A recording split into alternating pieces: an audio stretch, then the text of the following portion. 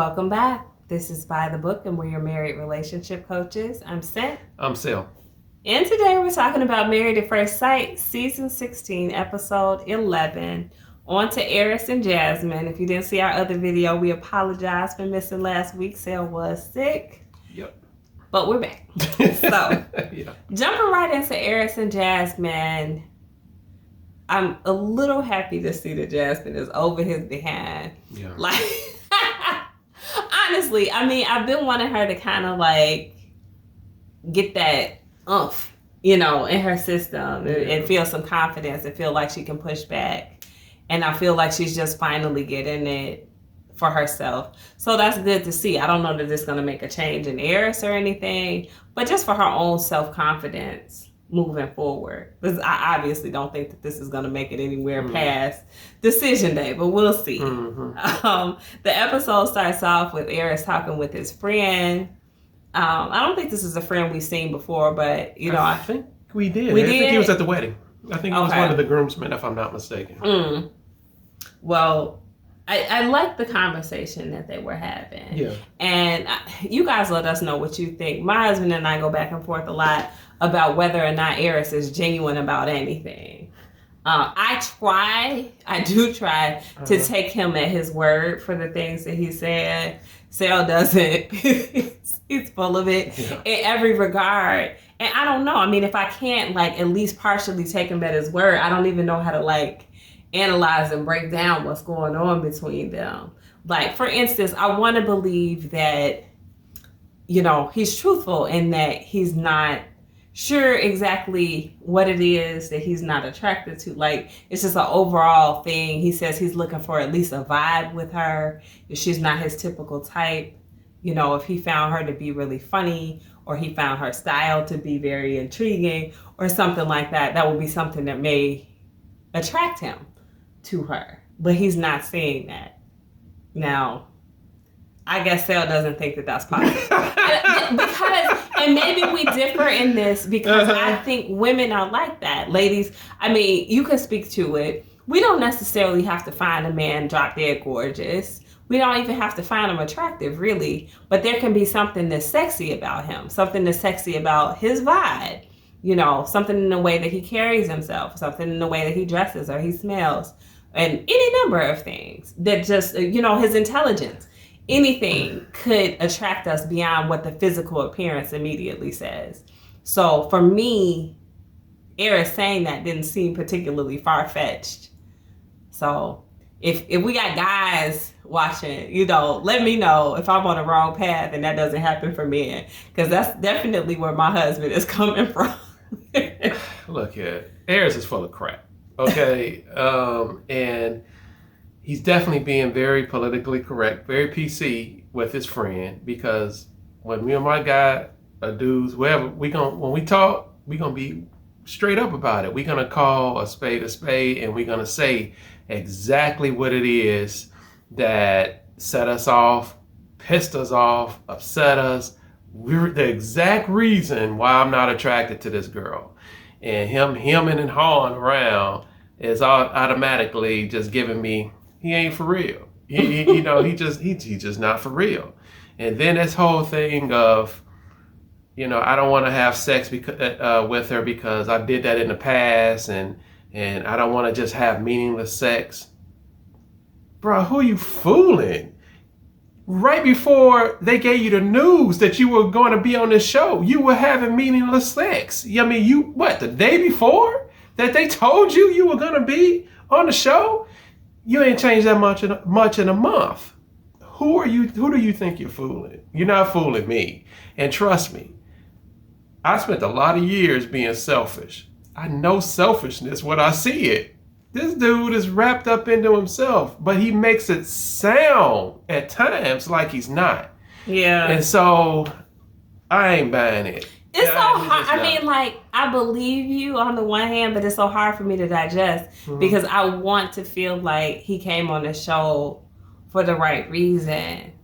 It's frustrating, and I think he's very uncouth and, unpolished in terms of how much he brings up sex and stuff like that. But I just, at the end of the day, I just kind of want to believe that he wanted a marriage. I think he's finding it challenging because of the lack of attraction that he may be feeling for her. I don't think he's making that up. I do think he's having challenges with his attraction. I think that part is true, yeah. To her. And I think that because he's not accustomed to having to deal in any kind of mature way with a relationship, that's also troubling to him. And I think when he's faced with an awkward situation, he's very awkward. He seems awkward. And I think that, again, we've talked about this a number of times, why he can't hardly look at her in the face. I think he's just very uncomfortable with how he feels, with what he's going to say. He's trying to place his words carefully with her. I think he was being honest with his friend when he said, you know, he feels like an a-hole and he doesn't want to, like, say things to hurt her feelings. He even said that to her as well. I think he means that. I don't think he wants to hurt her feelings. I know you think he doesn't want to look bad. Whatever the case may be. I mean, it could be a combination of the two. I wouldn't want to look bad on TV either. Yeah, but I'm not saying that he's totally unsympathetic to her or uncaring. What I am saying is he cares more about himself, way more than what he cares about her. And he cares about how he presents and how he's going to be represented when all of these shows are said and done. And so I think he doesn't want to come across as the villain. He doesn't want to come across as someone, as a person who we would deem we love to hate this guy. We don't want to. He don't want to be a Chris from Chris and Paige. You know, he doesn't want that title. He don't want to come across as that type of person. Yeah. And for that, I understand. But I think it still is the driving force is not someone else. It's not his wife. It's him. It's in how he wants to be perceived and how he wants to be looked at. She's a secondary thought, or maybe a third. Who knows? No, trust me. Again, selfishness knows selfishness. I spent a lot of years being selfish. I know. I know the symptoms because I reveled in it. Oh, well, there you have it. I wasn't too moved by that rage room date.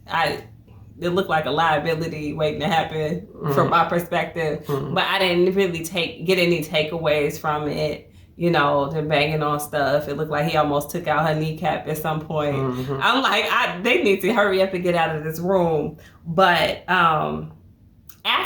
immediately after that rage room, they kind of sat outside. They looked through their photo book.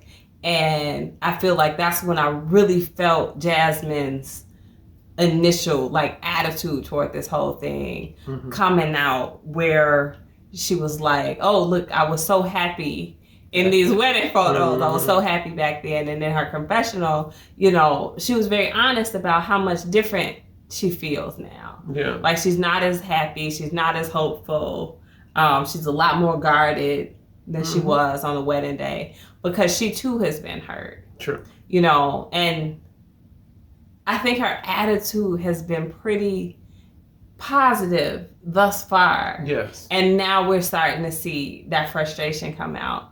And I don't know what she can do. She's kind of in a similar boat to Shaquille. Yes. Right? You know, where it's like she's kind of waiting to see if he's going to come around and be attracted to her and take steps toward leaning in or not. And she doesn't know if it's going to happen. To me, the difference between where she is and where Shaquille is that her mate doesn't seem as trustworthy, in my opinion, as maybe Kirsten does. Yeah, I can see he seemed a little more shady and, you know, it just... I would be guarded too if I was her, I guess. Yeah. Well, here's the thing. I'm not sure if you're going to bring this up, but before I forget, and on the after party, they asked him, well, what advice do you give to Shaquille? And he's going to say, you know, tell her. Get himself together. She needs to get her SHIT together. That's what he said. You know what? Well, somebody need to say that to him. He needs to get his act together. He really does, you know. And so whatever you signed up for this process, this is the wife that you've been given. This is the hand that you've been dealt. Put your big boy drawers on, man, and get your stuff together. That's the way I really feel about it, because you're acting like a immature kid at this particular point. Yeah. So when they sat down to dinner together, just the two of them, this was kind of the infamous conversation where Arris took sex off the table. And I mean, you could feel Jasmine's eyes rolling. And I wonder if that was very disappointing or very disheartening to her. Because I couldn't fully tell if she was rolling her eyes like at the whole conversation or at that in particular. Like she didn't want to have sex taken off the table. She wanted there to still be a possibility. Yeah, I think she was waiting for the other shoe to drop. Okay. I really do. It doesn't take a rocket scientist to see exactly where this thing was headed, you know? And so I think she was pretty much almost bracing herself for the other shoe. Prepared for him to say, this isn't going to work out. Pretty much. And he was like, oh, okay. It's a wonder she didn't say, so are you going to be staying in the apartment still? I mean, or what? You know, exactly where you ending this whole thing. You know? And, but yeah, her facial expression, everything, you know, she tired of him. She is. She's very tired of him. And yeah, I feel so bad for her because I feel like she came into this thing like some people do on Married at First Sight, you know, with really the best of intentions and hopes. And I feel like this has been very damaging for her, like overall self-esteem. Yeah, I agree. I don't feel like he's necessarily trying to be mean to her or anything. It's just, it just sucks, you know, that he didn't end up being attracted to her. I would have liked to have seen how he would have behaved if he got matched with someone who he was attracted to. Yeah. Well, you know, his whole thing is marriage is hard. This is hard. This is crazy, you know. Yeah. Dude, you don't want to put your name on this list. Yeah. Did nobody make you do it? And so whatever your motivation was and your goals to get up on this list and to get on this show, then let that carry through. Whatever it may have been. If your genuine heart was, I'm going on this show to let them pick a wife for me, and I'm going to give my 100% into this thing. If that was your goal and that was your commitment, then see it through. But he's not doing that. Yeah, I think he couldn't conceptualize what it would really be like because he hasn't even been in real relationships. He hasn't been in love.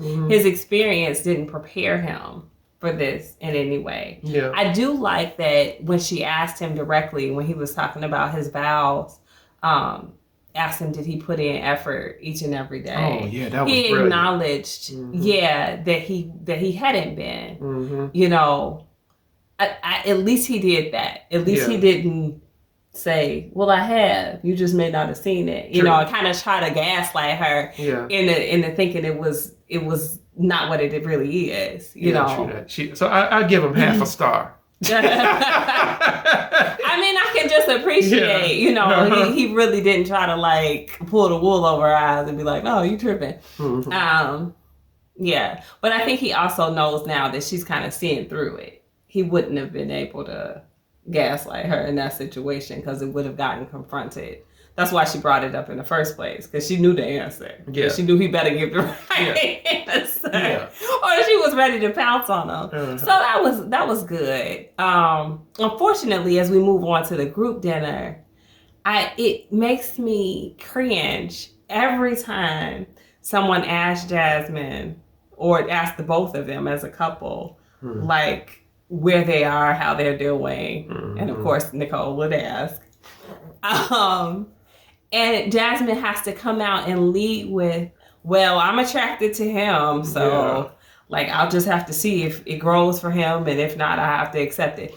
Yeah, you know, I wish she didn't feel the need to lead with that every single time. I feel like each and every time she has to say that, it chips away at her a little bit more. And you know, she's going to have to rebuild that. Yeah, very true. She's definitely internalized it. Yeah. At this particular point to what, like you said, she leads with that because it's the elephant in the room. Everybody knows that this man does not really care for her.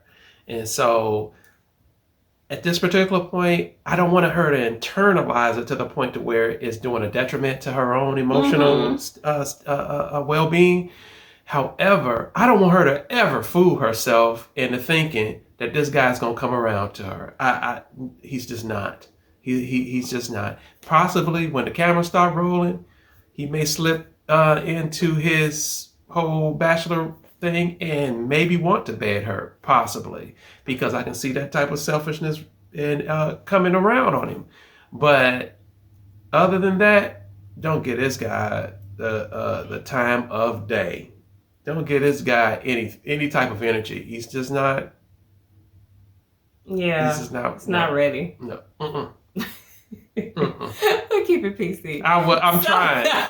I'm trying. It's real hard, because trust me, I've been there and I've seen guys just hurt women, for no reason other than I didn't know what else to do, and it's just not fair and it's not right. I wonder. I'm very eagerly looking forward to the expert encounters with them. Mm-hmm. I feel like they should have been on the scene a little earlier, but I'm curious to see what impact it will actually have on Arris. Mm-hmm. And I think I'll finally be able to make that absolute determination if I think he's 100% trash or not. I'm trying not to make that call, and I just want to see if he has any ability at all to redeem himself. Look, the way I really feel about it is, Arris, you got all these sexual exploits and one night stands and orgies and all that stuff. Man, go back to it. I mean, this whole he don't want to be a player no more. Whatever. Go on back to it. That's where you're more comfortable with. You're not making the strides to actually change on the inside. To be a different person. Okay. So go ahead. But just to be fair to him, and then we're gonna let you guys go. Mm-hmm. I don't think he's required to like her, right? I mean, we've been down this path many times before. True. When somebody doesn't have an initial attraction or they can't get over the lack of attraction, nobody's required to force themselves to find the other person attractive and make this marriage work. So if it's a simple matter of that, Jasmine just isn't the person for him. I can be okay with that without assassinating his character and saying, he's such a terrible guy. He's just still for the streets, et cetera, et cetera. But, if this would be his approach across the board, then obviously he shouldn't have been on this show. So that's why I'm trying to decide if I think it's the first, the former or the latter of those, then I'll have an opinion before the end of the season. But I'm withholding it, at least for right now. Look, I can only call it the way I see it, and I can only call what I've seen from him thus far. Do I know everything, all the ins and outs of Arris? No. And I don't want to see all the ins and outs, but from what I can see so far, from his personality, from his character, what he says, what he does, what he doesn't do. This guy is not ready for any type of relationship. No, absolutely not. Woe unto the person who goes into a relationship. Yes, Bible. Woe unto the person who gets into a serious monogamous relationship with this guy. For real. 39 years and counting. Keep it clicking. They got a room for you. They got a private room for you at Magic City. Go on, Arris. Have fun. Go do your thing. On that note, guys, please drop your comments below. Let us know your thoughts on Jasmine and Arris. Like, share, and subscribe. We'll talk to you all soon. Bye.